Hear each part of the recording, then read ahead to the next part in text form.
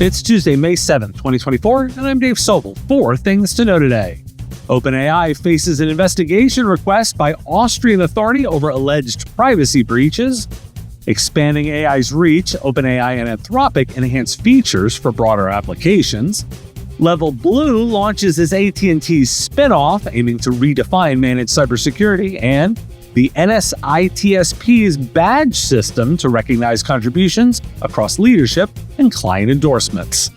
This is the business of tech. With as many breaches and security concerns as I report on this show, it should be obvious that cybersecurity is not just about technology, but also the human expertise needed to interpret and respond to complex threats. Huntress is focused on elevating SMBs and MSPs around the world.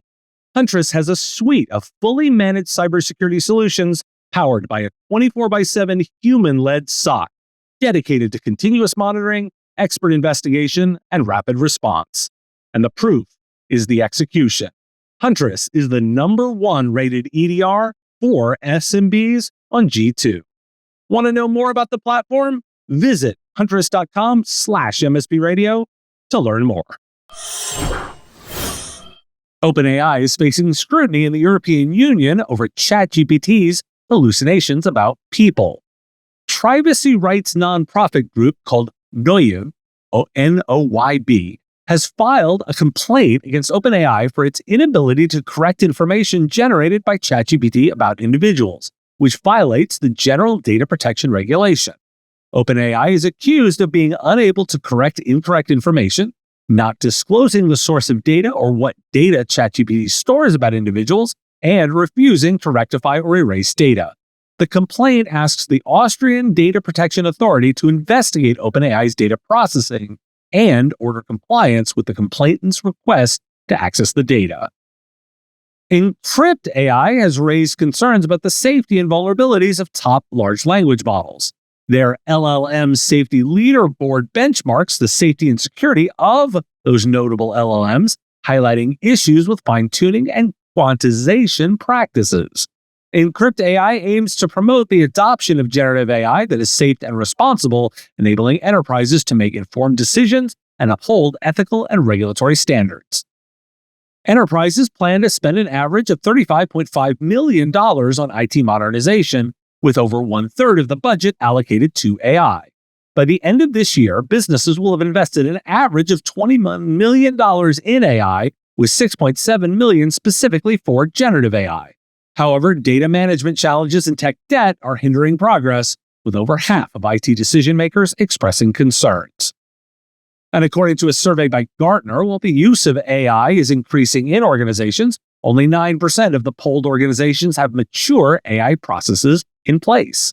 The survey also found that organizations need to develop foundational AI capabilities and prioritize data to generate good business outcomes with AI. Utilizing generative AI embedded in existing applications is the top method for fulfilling generative AI use cases. Why do we care? If you ever wonder where the regulations come from, guess the AU. I'm fascinated that an ecosystem of vendors is already appearing to advise on other tools in the AI space. In my analogy of AI models as wines and service providers as sommeliers, there are now wine rankings for sommeliers to leverage. And we care because of the 2 other studies. Money is flowing into AI, there's a need for data management at most organizations, that other 91% need help. OpenAI has made its memory feature available to all ChatGPT Plus subscribers, allowing the chatbot to remember user-supplied insights and information to generate more contextually relevant answers. The feature saves personal facts and can be used to create responses without the need for repetitive prompts. Users can manage their memories and toggle the feature on and off in the settings. The feature is currently available to ChatGPT Plus subscribers, plans to expand to other subscription types. OpenAI has also developed a new deepfake detector that can identify 98.8% of the images created by its generator, DALL-E 3. However, the tool is not designed to detect images from other popular generators.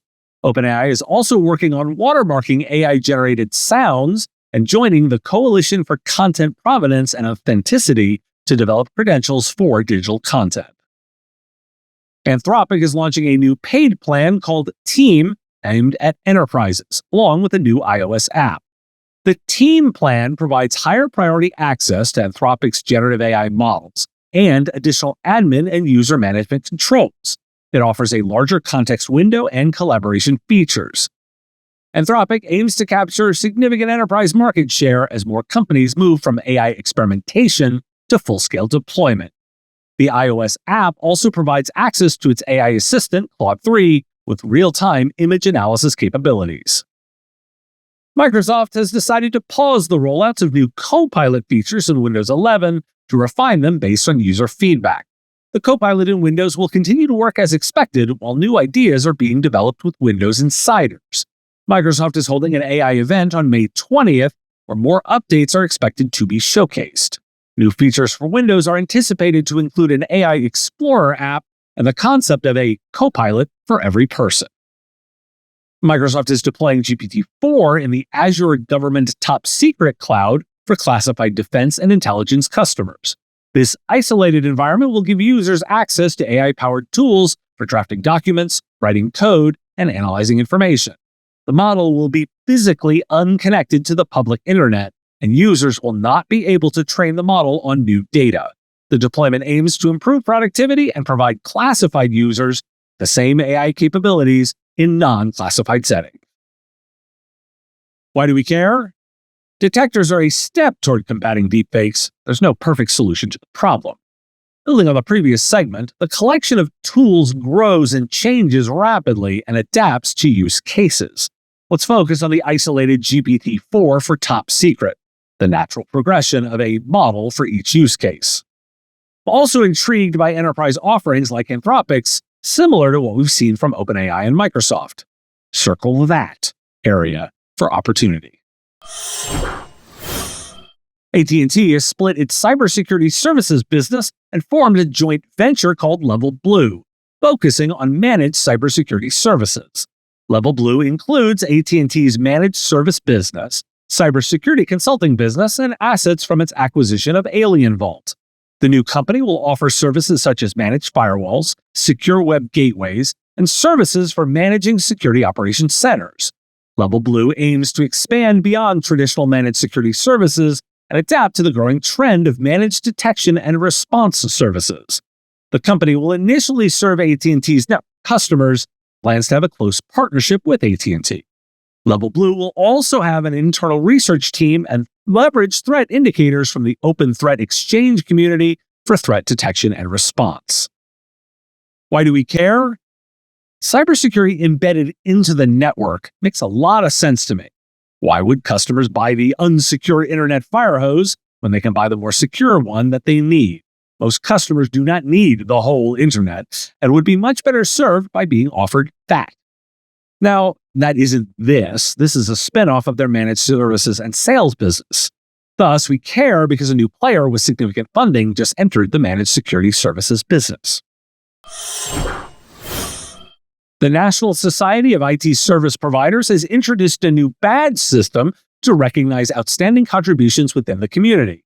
The badges include honors for leadership, client endorsements, individual contributions, continuing education, and professional distinction. The program was developed by members of the NSITSP standing committees and the board of directors. The specific details of each badge will be announced in the future, and a new standing committee on professional development has been created. The NSITSP aims to foster excellence and growth in the IT service industry. Why do we care? NSITSP is taking on the idea of licensing and certification while addressing regulatory efforts. It's logical for their step to be building a recognition system, building the muscle memory needed for more advanced certifications. This is a step on the longer journey, not the endpoint. Hey, software vendors, interested in supporting the show and getting recognized in a simple way? Want to try out podcast recognition, but concerned about the budget? Want to support the community and get credit for it? Want critical link backs to your website? Want access to me for answering your questions? The Business of Tech now has a Patreon supporter option just for you. Sign up at patreon.com/MSP Radio and get shout outs on the live shows, recognition on the Business of Tech website, and access to me for your questions and answers about what's going on in the MSP space for your organization. It's easy to do. Just sign up at patreon.com/MSP Radio.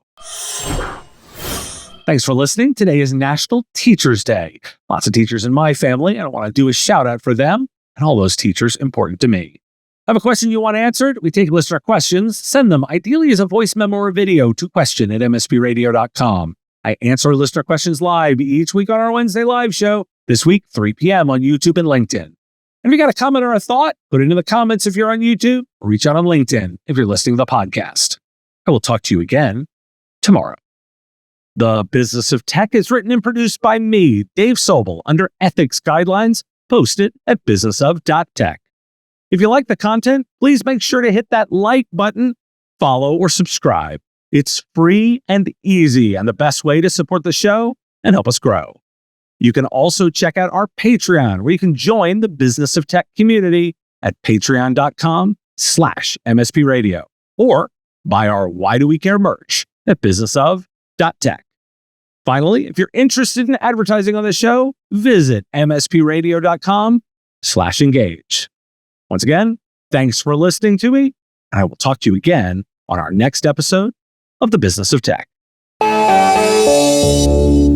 Part of the MSP Radio Network.